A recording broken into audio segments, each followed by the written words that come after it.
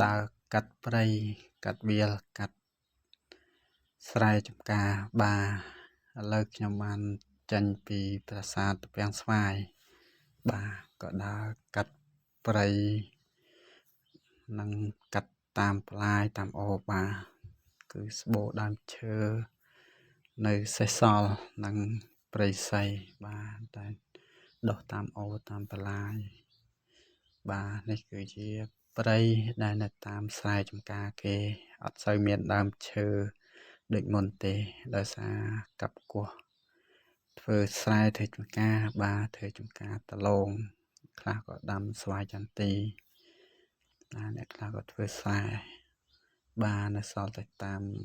ជាយខាងចម្ការនិងតាមបន្លាយតាមទ្វាំងបាទដែលមាននៅសេសសល់ហើយក្នុងចម្ការក៏អត់សូវមានដែរបាទថ្ងៃនេះនាំពុកម៉ែបងប្អូនដើរលេងកម្សាន្តបាទឲ្យស្រស់ស្រាយអារម្មណ៍កុំឲ្យតប់ប្រមល់ស្ងំនៅផ្ទះបាទធ្វើការអុកសុកឲ្យបានឃើញទេសភាពប្លែកខ្លះបាទថ្ងៃនេះខ្ញុំនាំពុកម៉ែបងប្អូនបាទ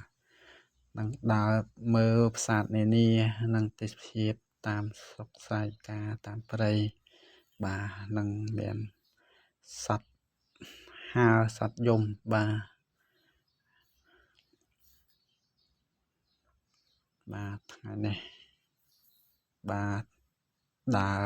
លំហែកុំឲ្យអុកសុកបាទជាតិពេលតនេសម្រាប់ការងារបាទជាតិម៉ោងសម្រាប់ក៏ដើរទៅស្រែចម្ការបាទដើម្បីថតយកទេសភាពស្អាតនិងប្លែកបាទកុំឲ្យពុកម៉ែបងប្អូនធុញបាទខ្ញុំទៅស្រែចម្ការបាទទៅគឺតែម្នាក់ឯងទេអត់បានទៅជាមួយពីណាទេបាទ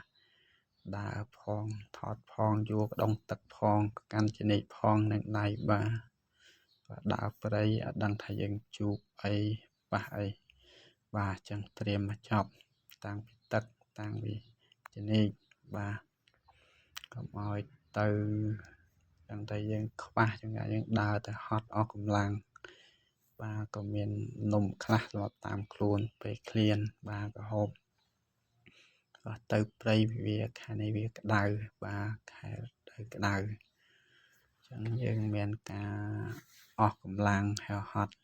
បាទហើយខ្ញុំ